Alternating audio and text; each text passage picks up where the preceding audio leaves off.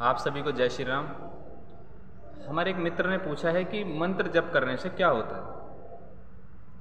मंत्र जप करने से क्या हो जाता है कि जो व्यक्ति के जीवन में परिवर्तन आ जाता है। और मंत्र हम जपते हैं तो हमें मंत्र का कोई विधि विधान पता नहीं है, किस प्रकार से हम मंत्र जप करें। ये बहुत ही अच्छा सवाल है। जब मुझे नहीं पता था तो मेरे अंदर भी ये सवाल थे, जिज्ञासा थी, तो मैंने जानने का प्रयास किया तो इनके बारे में मुझे पता चला। तो वही सवाल का जवाब मैं आज आप देने जा रहा हूँ। वो जो मुझे जानकारी है मैं आपको बताने जा रहा हूँ कि मंत्र को हम 3 प्रकार से जपते हैं। पहला है हमारा वाचक जप होता है, दूसरा उपांश होता है, तीसरा होता है मानसिक जप। मानसिक जप जो होता है उसको सबसे ज़्यादा हमें शक्ति मिलती है जब हम जपते हैं। तो एक कहते हैं कि एक बार आप अगर मंत्र जपेंगे तो 1000 गुना आपको फल मिलेगा। उपांश जप करेंगे तो आपको 100 गुना मिलेगा, और वाचक जप करेंगे तो आपको 1 ही गुना फल मिलेगा। कैसे? जब मैंने यदि गायत्री मंत्र को एक बार जप किया है तो मुझे 1 गुना फल मिला, उपांश किया तो 100 गुना, और मानसिक किया तो 1000। तो व्यक्ति सोचता है कि यार सीधा मानसिक जप क्यों ना किया जाए ताकि 1000 गुना हमें फल मिले। पर मित्रों, ऐसा होता है कि धीरे धीरे करके ये हमारे ऋषि मुनियों ने, साधकों ने, वेद शास्त्रों में इसके ऊपर बड़ा गहन अध्ययन किया है। तो धीरे धीरे जो चीज़ें हम सीखते हैं तो हम ऊपर तक चले जाते हैं। इसी प्रकार मंत्र का भी किस तरह है, पहले वाचक जब हम करते हैं तो वो हमारे पंचतत्वों को साफ और शुद्ध करता है। जब हमारा मन, हमारा शरीर, स्थूल शरीर जिसको कहते हैं, ये साफ शुद्ध हो जाता है तो 3 शरीर हमारे बताए गए। कौन कौन से?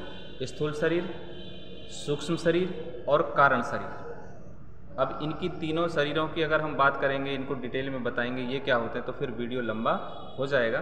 पर अब हम कर रहे हैं पहले स्थूल शरीर के बारे में। तो जो हमारा शरीर पंचतत्वों से बना है, तो वाचक जब हम करते हैं तो हमारे शरीर में कंपन पैदा होता है। तो इस पंचतत्वों में भी एक कंपन पैदा होता है, और उस कंपन से ताप पैदा होता है। उस ताप से नकारात्मक ऊर्जा हमारे एक एक कोशिका से बाहर आ जाती है। तो मित्रों, वाचक जप से क्या होगा कि हमारे पंचतत्वों का शरीर जो है ये शुद्ध होने लग जाएगा। अब इस शरीर के अंदर एक शरीर और है, उसको हम सूक्ष्म शरीर कहते हैं, वो हमें दिखाई नहीं देता। पर जब हम उपांश जप करते हैं तो वो हमारा सूक्ष्म शरीर शुद्ध होने लग जाता है, साफ होने लग जाता है, हमें एक पावर मिलने लग जाती है। अब तीसरा जो मानसिक जप होता है तो फिर वो किस लिए होता है? एक हमारा होता है कारण शरीर। कारण शरीर मतलब जो हम कर्म करते हैं या फिर जो हमारी भावनाएं होती हैं, इच्छाएं होती हैं, विचार होती हैं, उनसे भी एक तरह का शरीर निर्मित होता है। और वो हमारा मानसिक जप उसको बैलेंस करता है, संतुलित करता है, साफ करता है, शुद्ध करता है, हमें ऊर्जान्वित करता है। तो 3 प्रकार के जप मैंने आपको बताए, और तीनों प्रकारों से 3 प्रकार के शरीर जो हमारे हैं वो शुद्ध होते हैं, साफ होते हैं।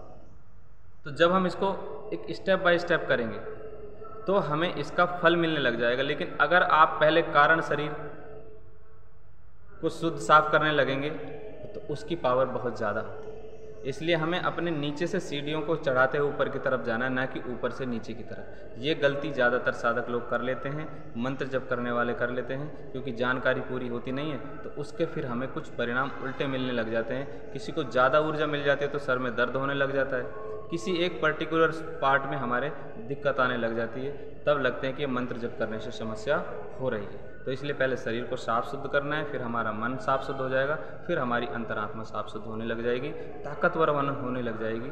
तो इस वीडियो में इतना ही। उम्मीद करता हूँ कि आपको ये जानकारी अच्छी लगी होगी।